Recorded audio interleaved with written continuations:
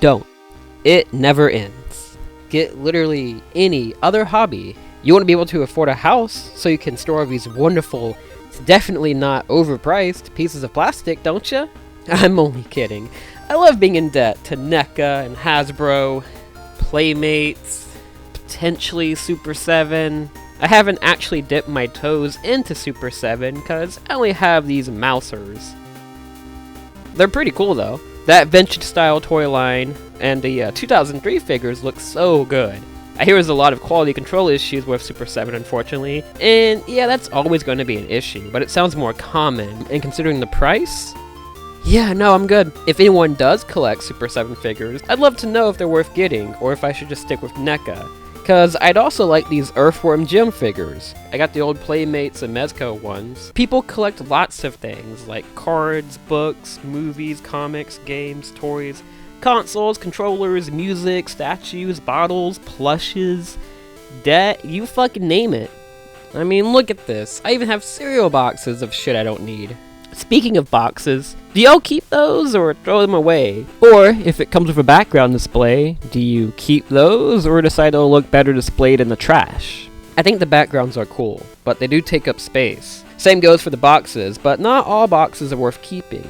Like the NECA, Super 7, and I'd even say this Commander Class 86 box for Optimus are worth keeping. They look cool, and they double as storage, though you could just store everything in this trailer. Or just have a drawer or a box full of all the accessories, so, you know, it's whatever, actually.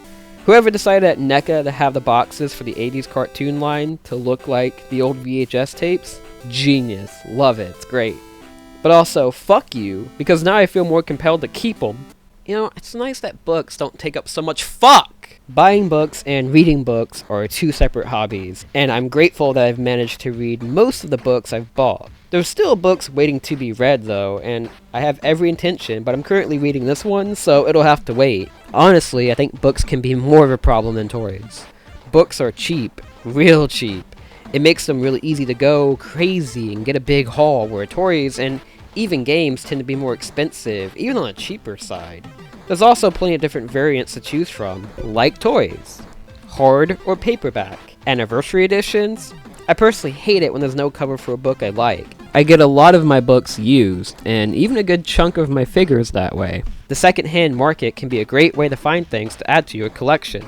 Well, it can be. Yeah, some shit will just never come down and will actually be more expensive, and it's a pain. I can understand it for some things. Nintendo stuff is always expensive, that's including Switch games. From my experience, you're better off getting a brand new Switch game than a used one, because more likely than not, the used one will be the same price as a new one. Or hell, there's even a couple of instances where I've seen it be more expensive.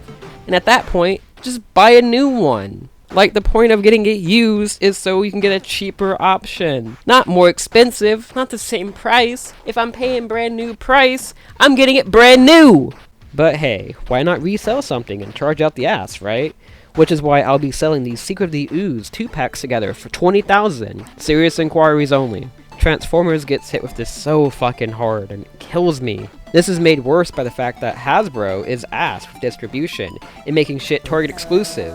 I only saw this one Wheeljack, this one lone Wheeljack in a Target. Once. The one time. That was it. You only put one in a fucking store? You didn't think to put more? Playmates can also be asked with distribution, as I have never come across the 03 reissues, but the 80s and 12 reissues, I've seen those. What gives with 03? Same goes for the remastered Walmart exclusive 87 Turtles. Not a single Walmart has carried them, and the closest I've ever come to seeing it is whatever bootleg monstrosity this fucking is. At least the Target exclusive Sketch Turtles were things I got to see in the wild. But you know what? That's another thing. Why are there so many Target exclusives? We've got the before-mentioned Target exclusives, but there's a 6-pack that's also a Target exclusive, and this is the only way to get this Cliff Jumper, who is the only one I even want from the damn thing. Then there's a Spin Masters Batman Forever Retro line. Okay, the only thing that makes any kind of sense is a Target-themed Optimus Prime with the Autobot Bullseye. But I mean, hey, I'll take store exclusives over NECA always doing Comic Con exclusives. Okay, this one always pissed me off. Actually, the way NECA handled the Mirage line originally fucking pissed me off. Let's make the turtles hard to get, and then let's do mousers with mouths that don't open. Then they made April, who was Comic Con exclusive and came with a mouser with an actual working mouth. Showed off prototypes for Shredder and Foot Soldiers, only to cancel the line and then released them years later as Comic Con exclusives. It felt like a slap in the face to me as someone who bought and still has those original Mirage Turtles. I also have the black and white versions, but the prototypes look so much fucking better. I feel super fortunate to have gotten those figures back in the day, and to still have them, as the only way you can get them now, for a reasonable price, are the bootleg versions. Now, bootlegs can be fun, and they can serve as a way to get whatever desired toy you want. It's not the real McCoy, but it's close enough. Now, that's all well and good, but it stings when you're under the impression that the product is authentic, only to find out you've been fucking swindled. I got a 2-pack of the first movie Raph and Mike from Walmart back in 2022, and I have been hunting for Leo and Don. I finally got them this year, secondhand, and I was honestly so worried that they were bootlegs. But after researching and even learning that on the back of the GameStop boxes, the bootlegs will have the bio always be for Mike, I felt a little better. These better not be fucking bootlegs. Look, for some of the prices these things can go for, they better be legit. Never get into collecting. It's a terrible fucking hobby.